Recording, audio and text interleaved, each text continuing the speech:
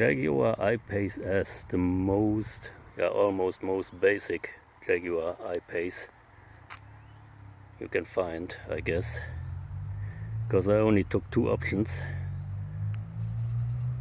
But the question is, what went wrong after 2 years? And the answer is absolutely nothing. So if you think about buying a used Jaguar I Pace, you can't go wrong. I only just drove it 1100 kilometers right now because of Corona, and my working place is not so far away. What's different in the new model? The new model has a, it can spray water on the lens of the rear camera. That's all. And in the shark fin it has a camera which can project the picture in the rear mirror, and you cannot see anything around here because the glass is dark because of the foil I've let install. My car has only 2 options beside of the foil job: the wooden interior, because every Jaguar needs some wood inside, on my opinion. Makes it look great and gives the car a bit of a classic look. And the new Jaguar also has a newer, better computer, but this is working as well. Anyway, I am more a driver, and I really like the fact that the I Pace is a driver's car. So it's not so overprotective, just like other cars. For example, my last Nissan Leaf, the emergency autonomous braking and the warning system was quite annoying. So let's go for a short ride.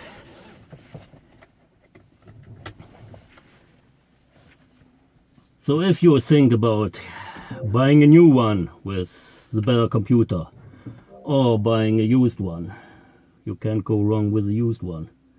Plus it will be a bit cheaper. Here we go. On a bumpy road there is some comfort. You won't find the most comfort in this Jaguar I Pace.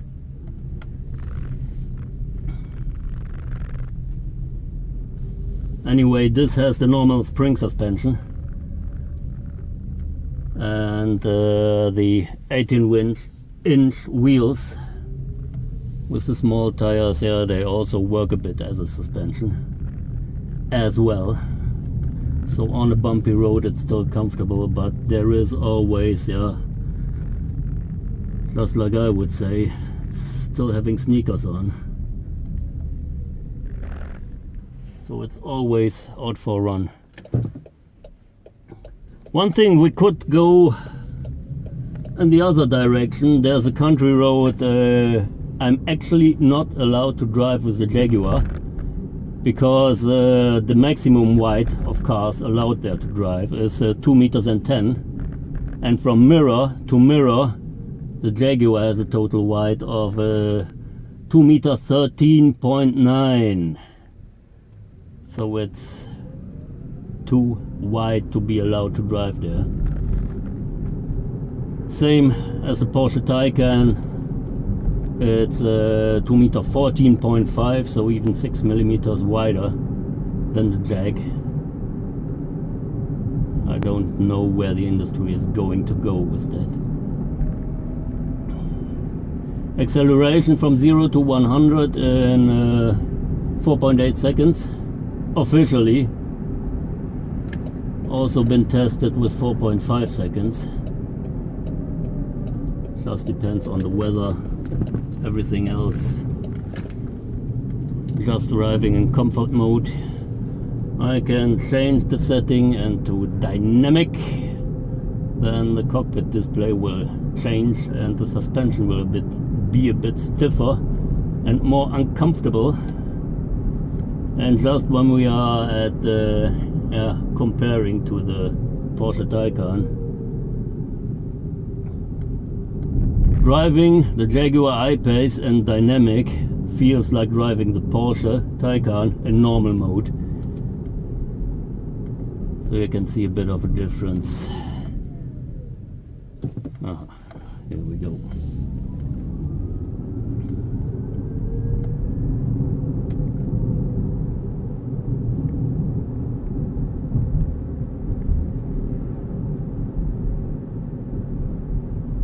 Anyway, 400 HP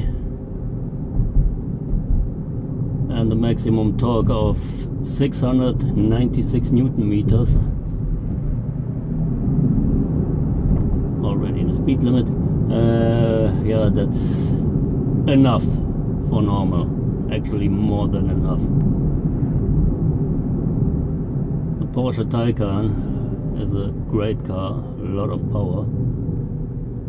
But sitting in the Jag, I've never thought, I wish it had a bit more power.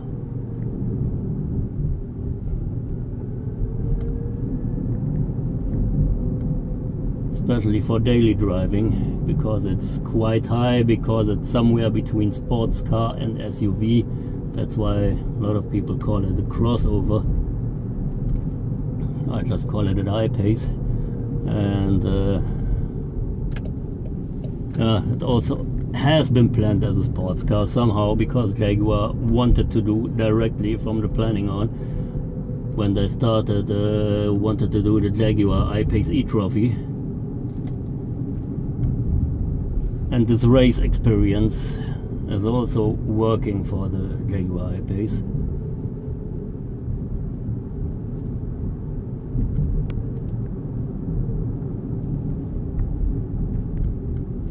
The I Pace e-trophy race cars, they are of course lighter, and I guess they are braking with carbon ceramic brake discs, but battery is the same, motors are the same, gearboxes is the same, inverters are the same.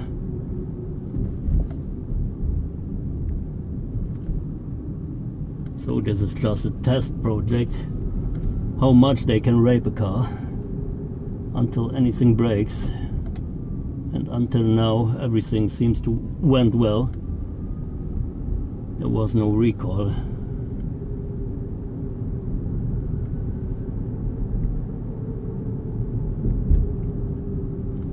And after 2 years there's nothing to blame about this I Pace S.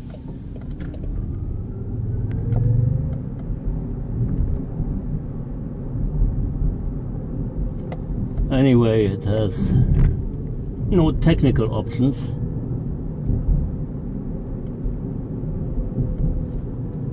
Just because of the fact more technical gimmicks can cause more malfunctions. Why did I close the road? Never mind.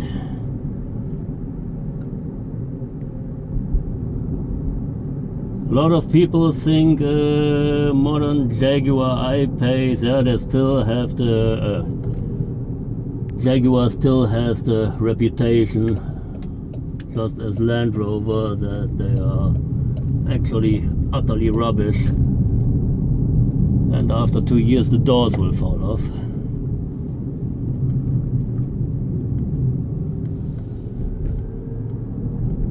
I'm quite a picky man, as you might know, but I have nothing to complain about that. There is no technical obstacles.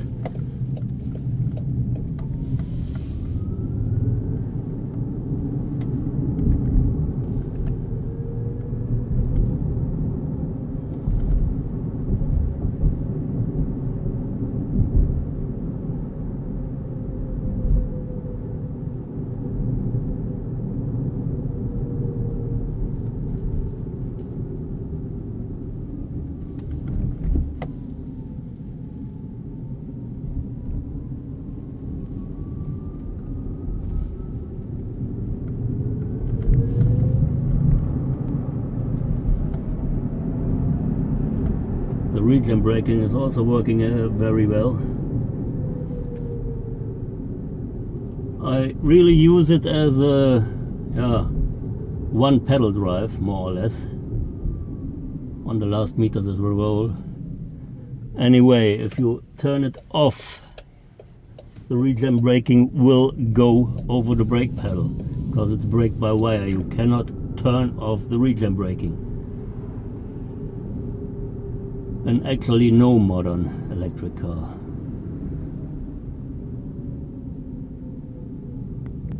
Just telling you because somebody would talk about battery life, and battery life would be longer if you turn off the regen braking. That's not the case. You can never turn off. Here we go. 100. You can never turn off the regen braking, because when it's not braking over the one pedal drive system, then it will brake over the so-called brake by wire.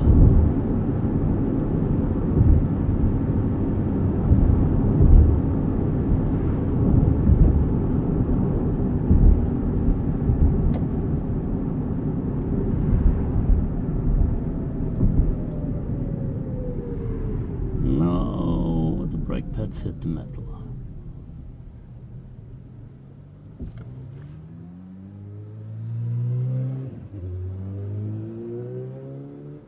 And this is one of the reasons why you don't, why even a Jaguar I Pace isn't faster as a Dacia Spring or Dacia Sandero. Just because of the reason there are traffic lights, and there is traffic. So even if you can accelerate faster than, for example, a 45 HP Dacia Spring, which is also electric, never mind, because at the next traffic light he will be straight behind you.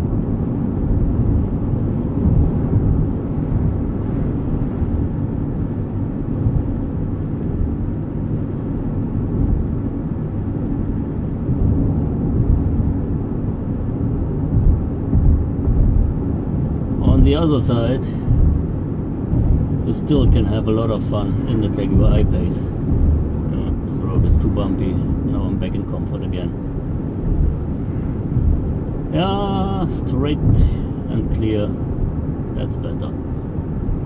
I usually drive in comfort mode, and it always starts directly in comfort mode.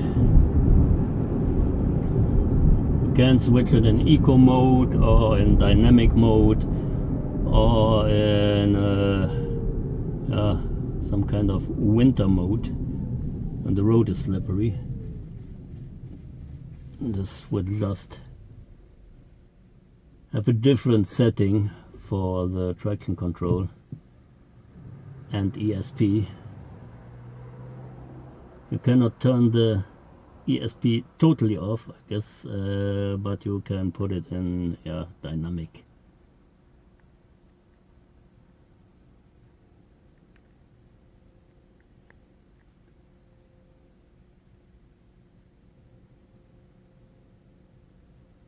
That's what I'm talking about, red traffic lights.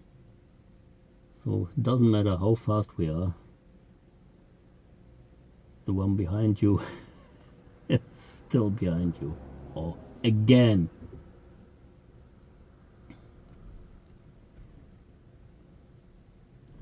So the good question, why to buy a Jaguar I Pace? For me, it's quite simple. It makes me happy.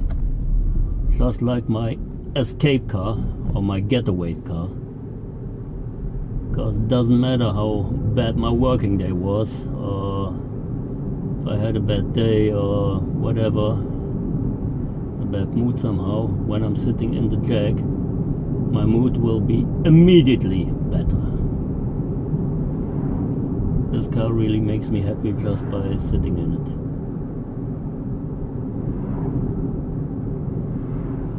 Why is he driving 60? 100 kilometers per hour allowed. I don't know, and when it happened that people have been pussies. When I made my driving license, when you drove to the city, with allowed 50 kilometers per hour, everybody was driving like about, yeah, round about 60. And now, when there's 50 allowed, some people are driving 35 or 40 kilometers per hour. This is totally unnecessary slowing down the traffic.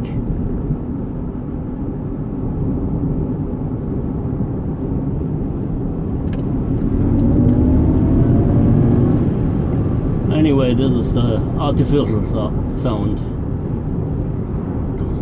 I really like it when my Jag has a voice and not only that whining noise of the electric motor.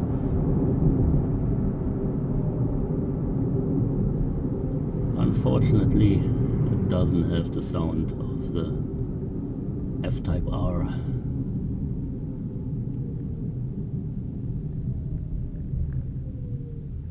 Great sound, but anyway, too loud, too annoying.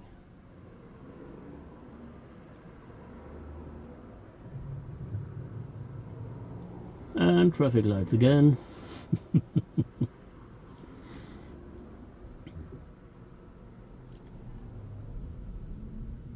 If you have any questions about the car, don't be shy to ask. This is not going to be a Jaguar I Pace advert channel anyway. Not getting paid by Jaguar, but this on the other side, yeah, the I Pace is one of the, yeah, it's actually really the underdog when it's about electric cars, especially in energy consumption.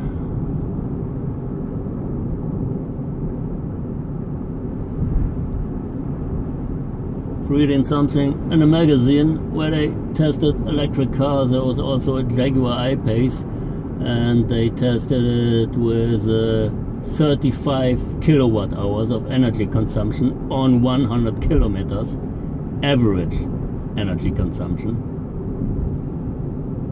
How did they do that? What did they do to the car? That's my question. Have they been driving continuously uphill without any regen braking and on the South Pole, or with the air condition on 40 degrees or whatever? I mean, my life is happening on the country roads and on the driving through cities. So city and country roads, this is actually my normal territory, and I'm having a range in summer at this weather without without air condition, about between 400 and 440 kilometers on a full charge. So I don't know what they did to that car in that test. On one side, okay, I have the slim tires, yes. Lower friction resistance will lower the energy consumption. Once I have been driving the I Pace HSE as a rental car, just needed for my way to work, needed around about 1 kilowatt hour per 100 kilometers more when I checked the board computer, and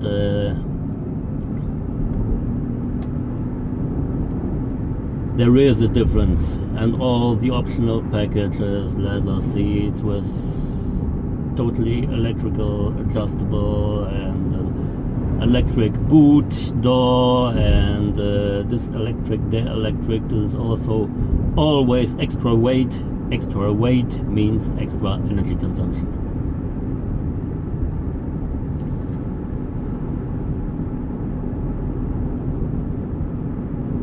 Just played around with the configuration, and if you put every option, the most expensive one, you can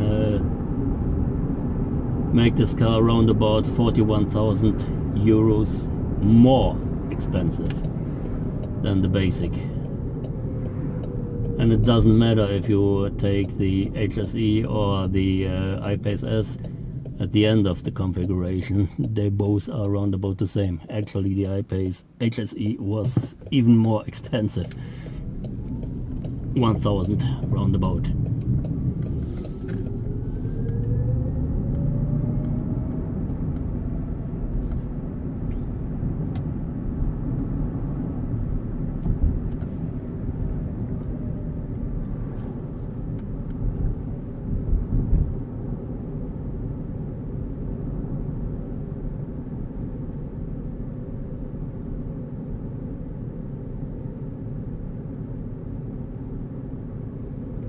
At the end of the day, the I Pace S, even the basic version, is still a luxury car, and it's, yeah,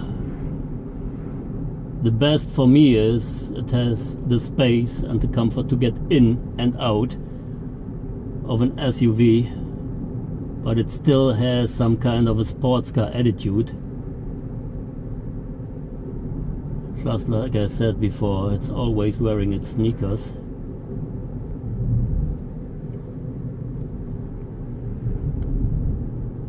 And it can go pretty quick.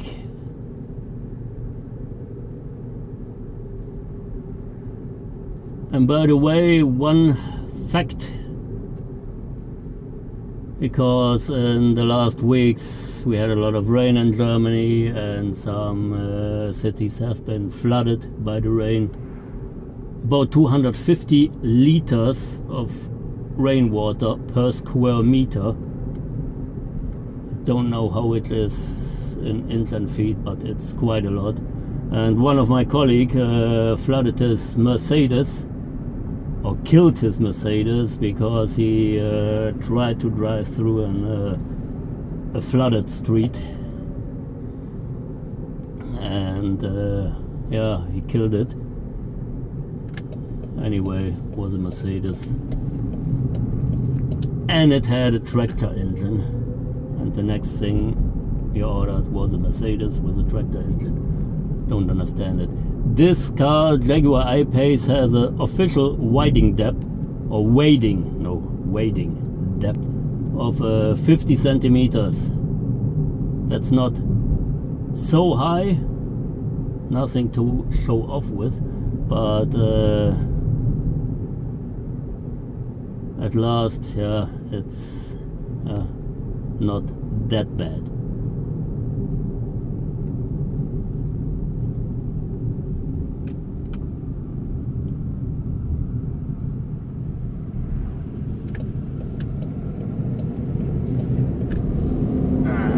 Let's get off-road here.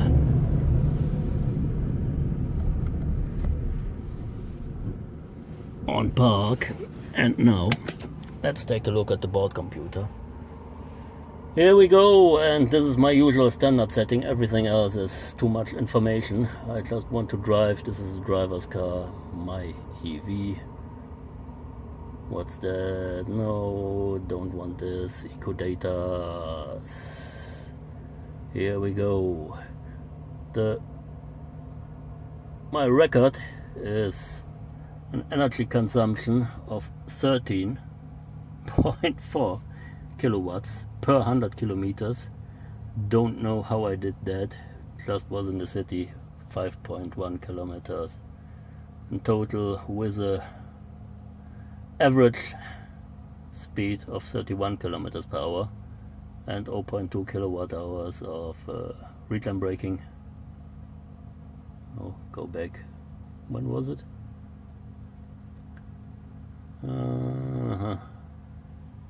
The 29th of July?